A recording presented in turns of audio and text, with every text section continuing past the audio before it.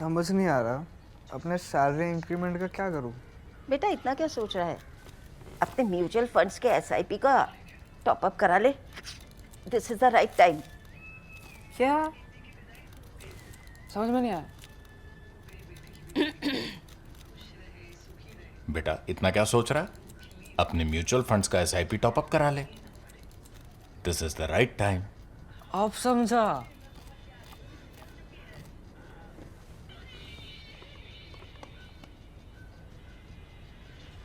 Mutual fund investments are subject to market risks. Read all scheme-related documents carefully. We are still talking about generals today or a general today, and we are not talking about Pakistan. However, we are staying within the neighborhood. Now we are looking east. East means at Bangladesh. So Bangladesh, the army chief, General Waker-Uz-Zaman, has made some news. However, there is a fundamental difference between the way the Pakistani general makes news, Field Marshal, apologies, 5-star hai, right? Or his Bangladeshi counterpart makes news. So in Pakistan, the Field Marshal walks around like he owns everything, and he does. His role is like that. In Bangladesh, on the other hand, the general was a 4-star, as every country's chief of staff usually is. In fact, I looked around the world lately, and I find that only 2 countries of any size have field marshals. I haven't surveyed all of these smaller countries in Africa or sub-Saharan Africa. Their dictators can call themselves God or an avatar or a representative of God also. So I haven't gone there. But among major countries, only 2 have the rank of field marshal. One is Pakistan, of course, that is Asim Munir. And the other is Mohammed al-Sisi of Egypt. By the way, besides being field marshal, he is also the president. So he's one up on Asim Munir. That said, our focus today is Waker-Uz-Zaman. So what has Waker-Uz-Zaman said? There have been some strains, at least those have been reported by multiple publications in Bangladesh and in India as well. So Bangladesh, Daily Star, which I take very seriously, Pratham Alo, if you see reports from all of them, you can see some strains between the Bangladesh army chief and the government, unelected government of Mohammed Yunus, who still calls himself chief advisor. And he's now completed 9 months in power. Now, the questions this army chief is raising do not indicate that he wants to take over power. It's the opposite. He says, please move towards elections, hold elections by the end of this year.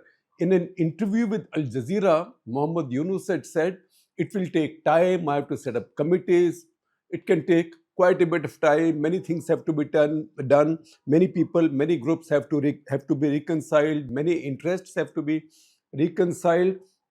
So we'll do it in the course of time as soon as possible.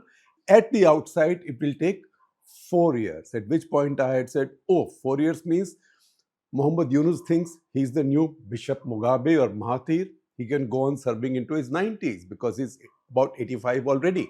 The army chief has now said that by January 1, 2026, he wants to see an elected government in power. Now, in these countries, when the army chief speaks, it carries a lot of meaning, and that's why the Bangladesh media has been abuzz with it, and lots of Indian publications have picked it up from there. So this happened on May 21, just a couple of days back, last Wednesday, May 21, at Sena Prangan, which is a kind of place where, like the headquarters of the army, where he delivered a 30-minute speech to his officers, all his officers in Bangladesh.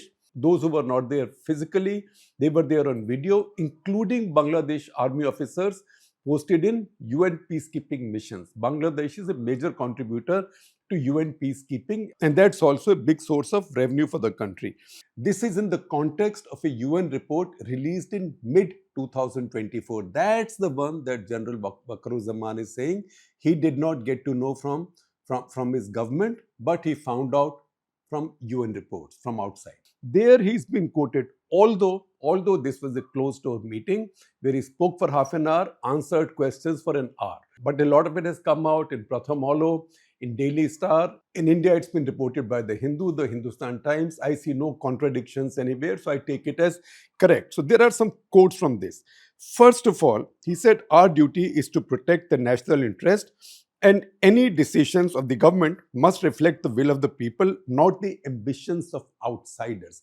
Now, this is with reference to a particular project, a particular decision, and that is the Rakhine corridor or Rakhine corridor. You can choose your pronunciation.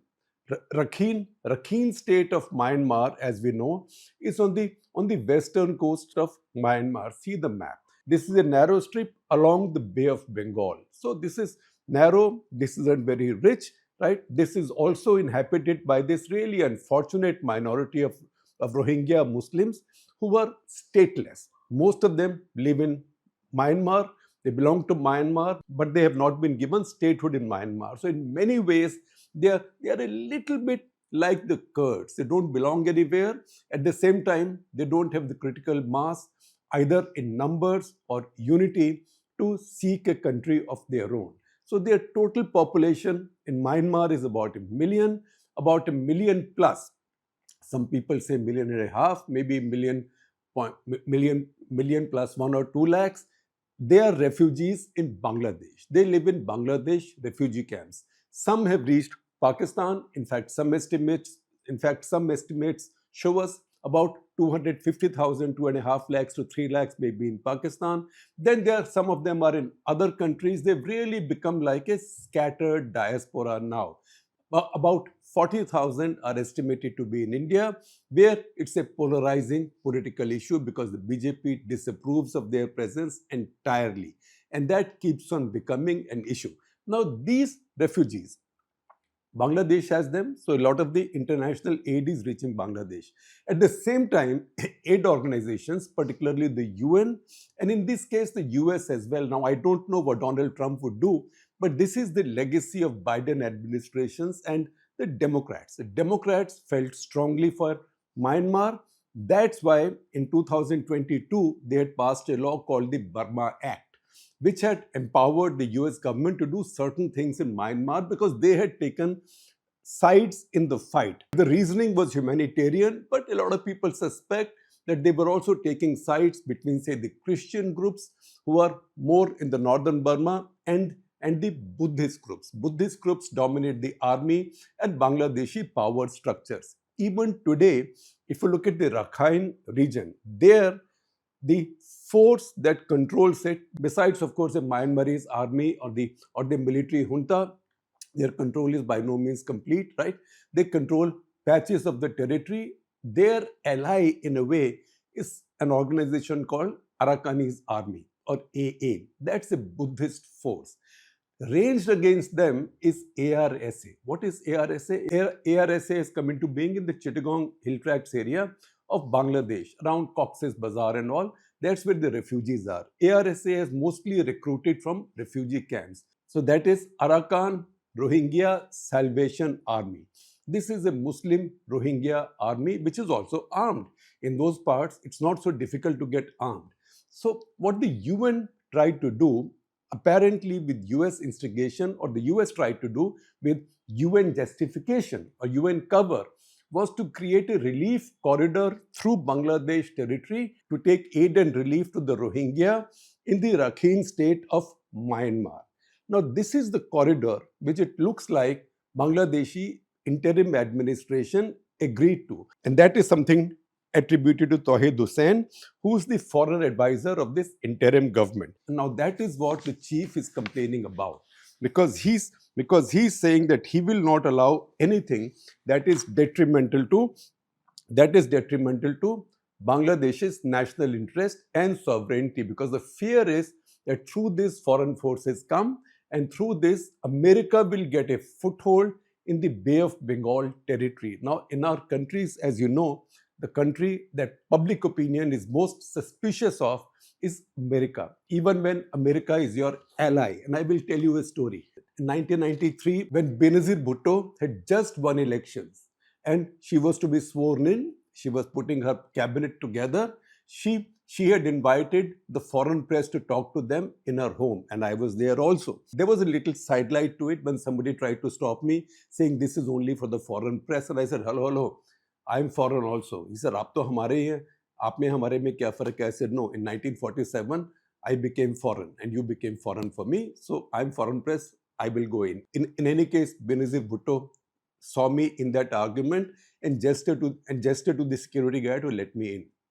Now, as that press conference was going on with the foreign press, suddenly there was a flurry. The flurry was that the US ambassador has arrived. In Pakistan, the US ambassador was always a big deal, a kingmaker. That's why the flurry.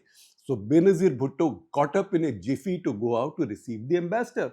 And we also followed. So as we went out, we saw Benazir Bhutto's followers, or PPP, Pakistan People's Party followers, all raise a slogan, Bhutto ka qatil America. Who assassinated Bhutto? Who murdered Bhutto? America. And Benazir Bhutto then got so embarrassed, she went red in the face and screamed at her followers saying, "Aapko akal nahi hai, aise nahi bolte hain, ye hamare dost hain," etc., etc., etc.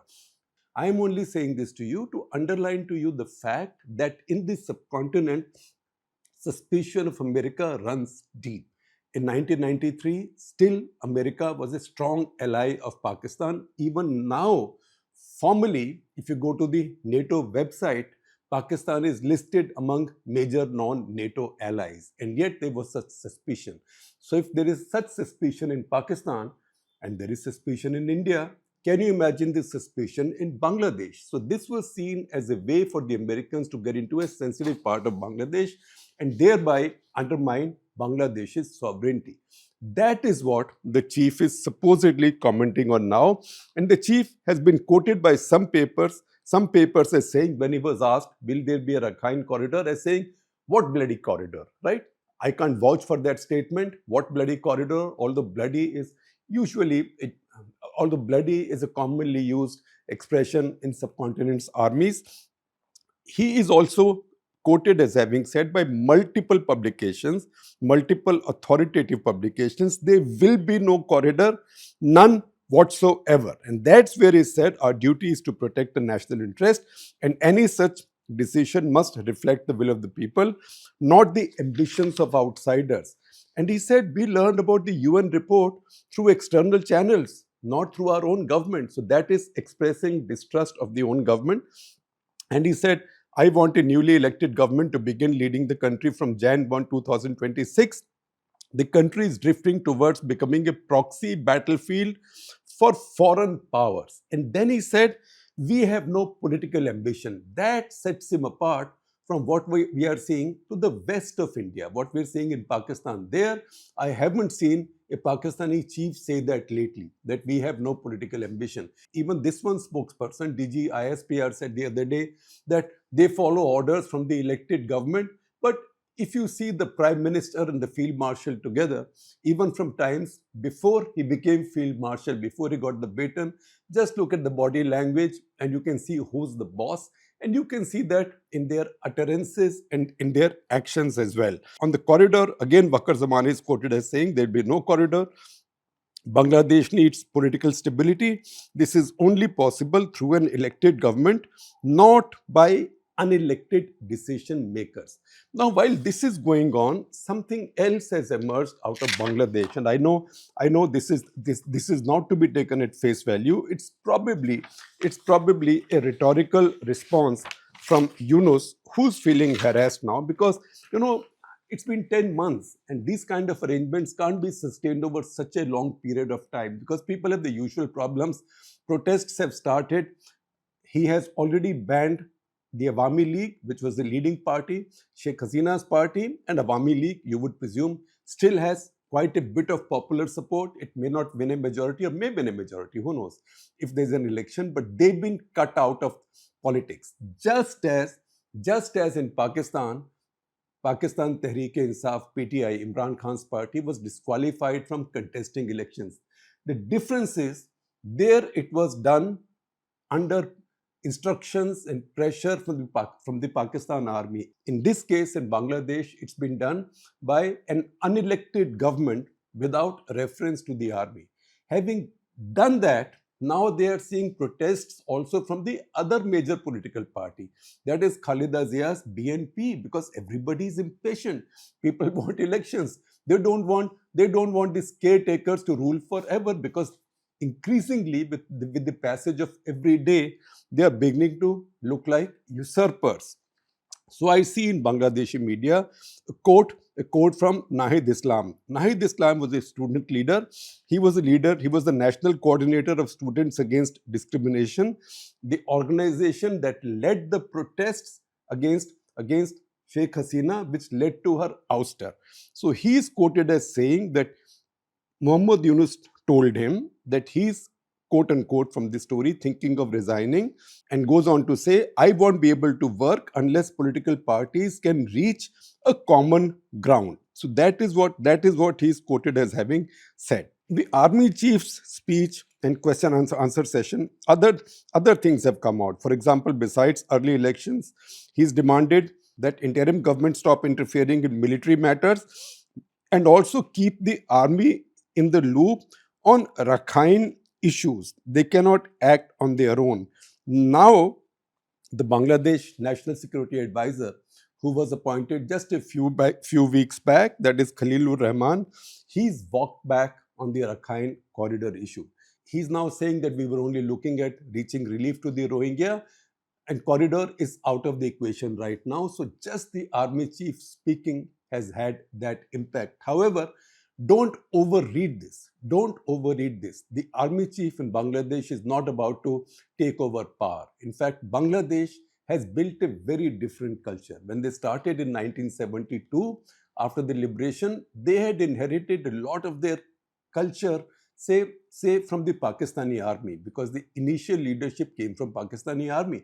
They were majors at that point of time, including Major Zia-ur-Rahman, who led a revolt also and declared independence for Bangladesh in Chittagong. He and a few officer colleagues of his, they shot their Pakistani commanding officers and they walked out declaring independence. So they were freedom fighters also.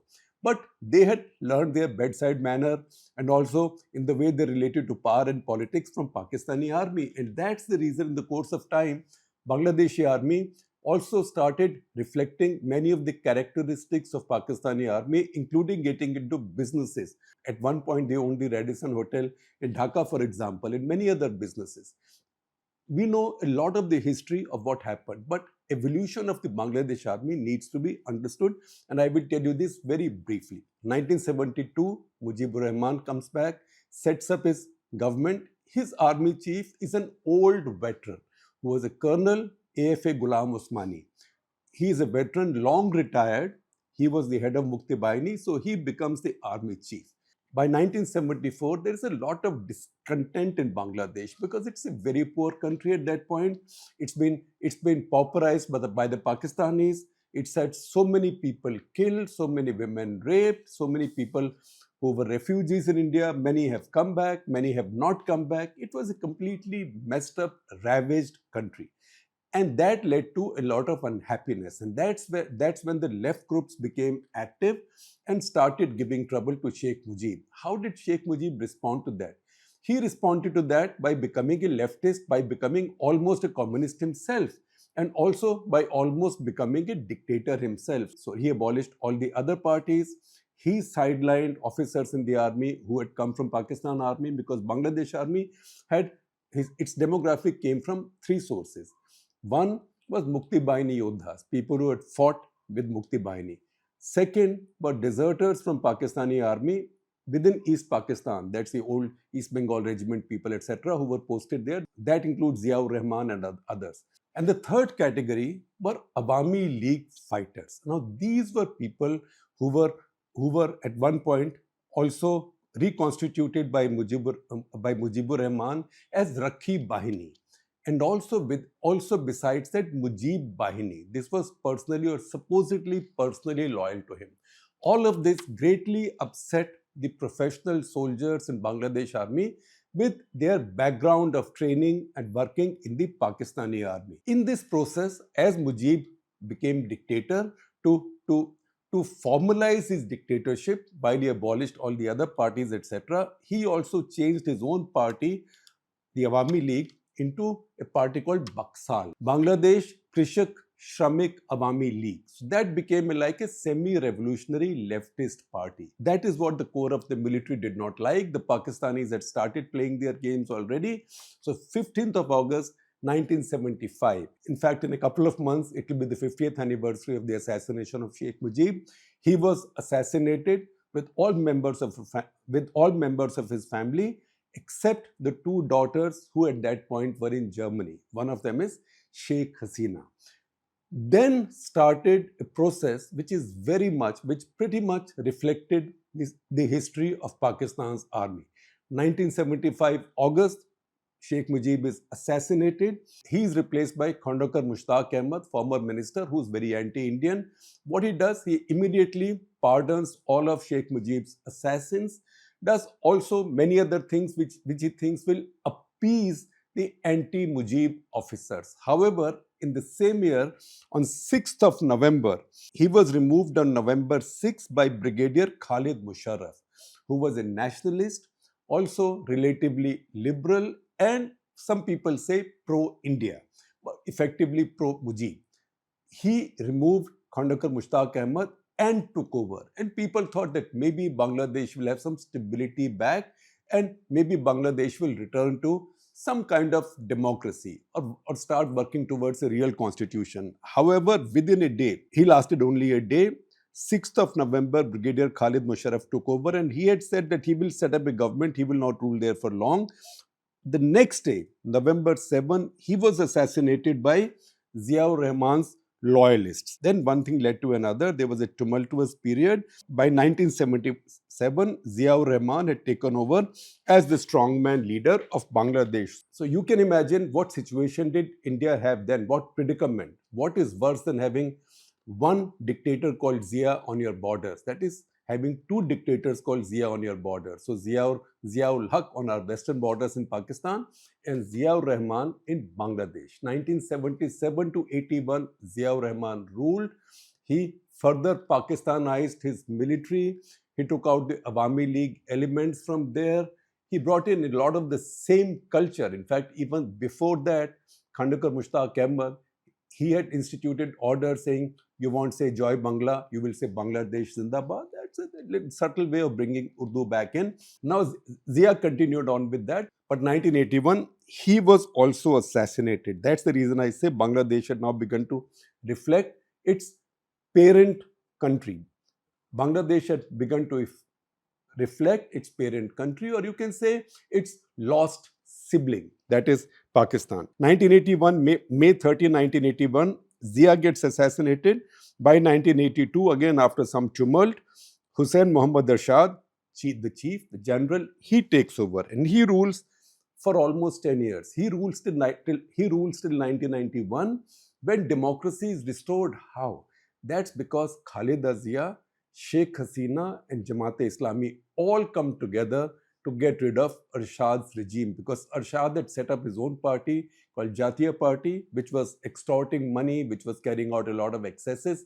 So he was out. Since 91, however, Bangladesh has pretty much had civilian rule. Not perfect, but elected civilian rule. It was challenged at one point, say in 2009. That was the infamous mutiny by Bangladesh Rifles, which had become a rogue force by then. There were also cases of them peremptorily carrying out border violations with India, of killing BSF soldiers, treating their bodies very badly. So this BDR had gone wrong. So at one point they mutinied, and this is if you Google it, if you Google it, it will be called Pilkhana massacre. So Pilkhana was the headquarters where these rebel Bangladesh Rifles troops took over. The first man they killed was their Director General, Shakil Ahmad. He was killed. 56 other officers were killed. 17 civilians, including some family members, were killed, and many others, including family members, were taken hostage. Now, this led to operations by the army, and in 3-4 days, this was sorted. These people were tried, mutineers were tried, 152 were handed a death sentence, 161 life, 256 sentences ranging from 3 to 10 years. The change it brought about in Bangladesh was that while it brought the army back to fight for itself, Bangladesh Rifles was disbanded. And you know what? Within a month of Muhammad Yunus's administration. I'm putting quote marks because it's a bit like that. Within a month of their taking over, they said that they will reinvestigate the cases of the 2009 Bangladesh Rifles mutiny. So this was really a revisionist exercise in Bangladesh's history.